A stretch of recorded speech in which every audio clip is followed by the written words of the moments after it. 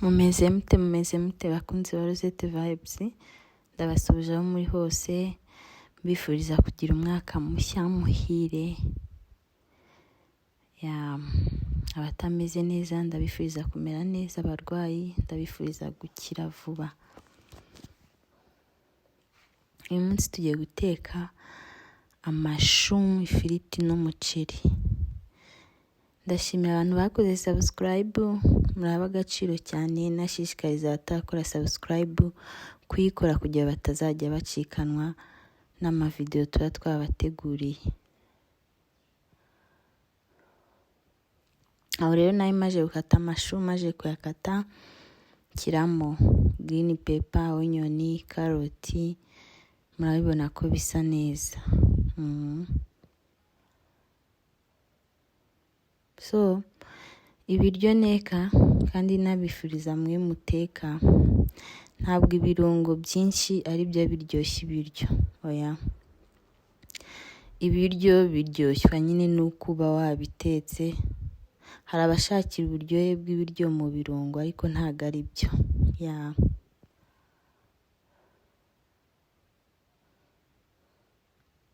So ibirungo byinshi murabizi bitera uburwayi, amavuta menshi atera uburwayi, umunyu mwinshi utera uburwayi. Rero nahise nshyira amashu mu isafuriya, ndareka abanza akubitwa n'umwuka.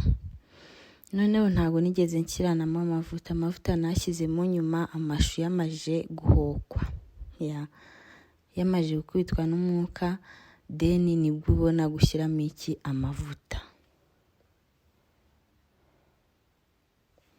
Impamvu nyine udashyiramo amavuta, abanzamo amavuta mu mashu, impamvu ni iyi: ushobora gukoresha amavuta menshi kubera ko amashu nyine aba akiri fresh.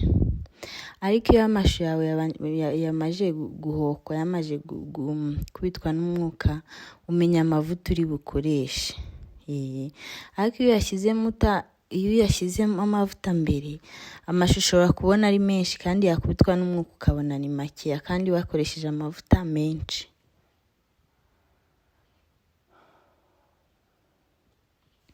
Ubwo rero biba byiza gushyiramo amavuta amashu yawe yamaje gukubitwa n'umwuka. Aho nahise nshyiramo umunyu.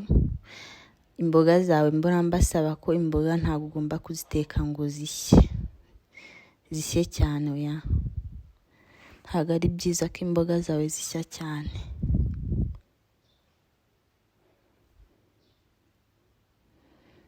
So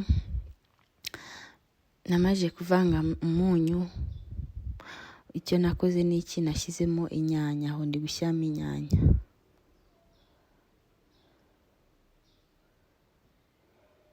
Inyanya rero usa n'uzishyizemo hagati mu mashu, wangiza hejuru ukazishyiraho amashu, ukazirenzaho amashu kugira ngo zihishwe n'umwuka. Ntabwo inyanya uhita uzivanga n'amashu. Iyo uzivanze n'amashu zitinda gushya kandi ugasanga n'amashu yawe arahiye cyane. So icyo ukora ni iki: uzishyiramo hagati, wangiza ukazirenzaho amashu, zigahishwa n'umwuka, zishya vuba kandi nyine zigashya amashu atahiye cyane. So murabona ko inyanya zacu zahiye, muri kubibona.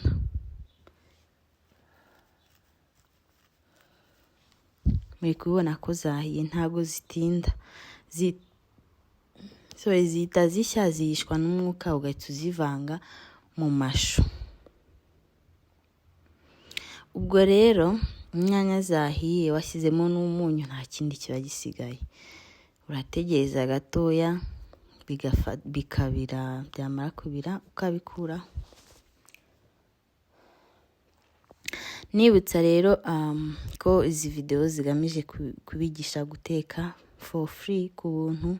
Abandi bishyura amafaranga bakajya kwiga guteka, ariko aha tubigishiriza ubuntu. Nashimira abakunzi bacu bateka ariko babanje guca kuri Rosette Vibes. Ndabashimiye cyane. Rero icyo zigamije ni ukubigisha guteka kandi mugateka ibiryo biryoshye bitagusaba gukoresha amafaranga menshi, bitagusaba kugura ibirungo oya. Mu rwego rwo kwirinda ibiryo birimo ibirungo byinshi. Amashu yacu rero murayabona asa neza, aho ngaho amashu yacu yarahiye. Twahise dukurikizaho ibirayi, aho ndi kubironga nari maze kubihata.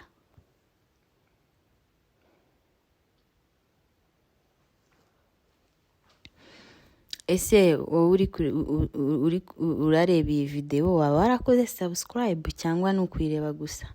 Niba ukunze ibyo dukora ubigerageze uteke no mu rugo iwanyu, ubundi uze muri comment tubwire uko byari bimeze. Aho rero murabona maje gukata ifiriti. Kugira ngo ifiriti ishye vuba wirinda gukata ifiriti nini, ukata udufiriti dutoya nyine nk'utwo muri hoteli, nk'uko mubibonaho nyine kuri video. Nakase udufiriti dutoya dushya vuba kandi ntabwo dutwara amavuta.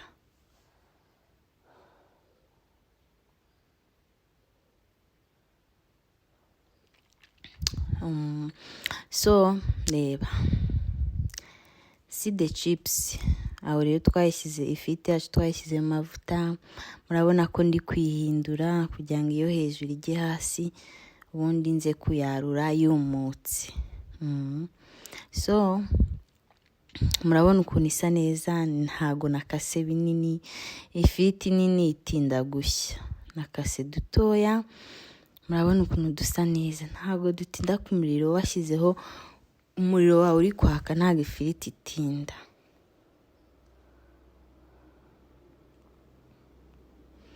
Ifiriti rero mwabantu mwiraryoha, ariko ifiriti ntago ari byiza kwirya buri munsi ntago ari byiza.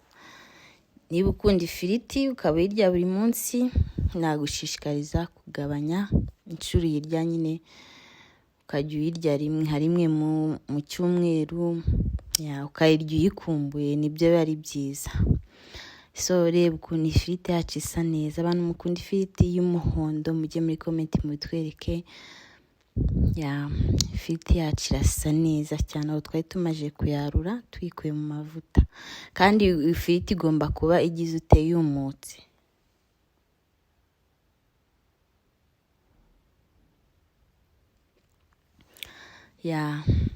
Reba ukuntu isa neza, iryoheye amaso, iryoheye n'akanwa. So inshuti zacu aho muri hose, icyo nabifuriza mukomeze mugire ibihe byiza,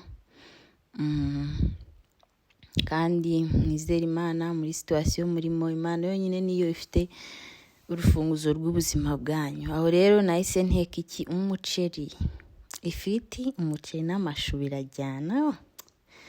Inshuti yanjye mubigerageze mu rugo iwanyu, ubundi mutubwire.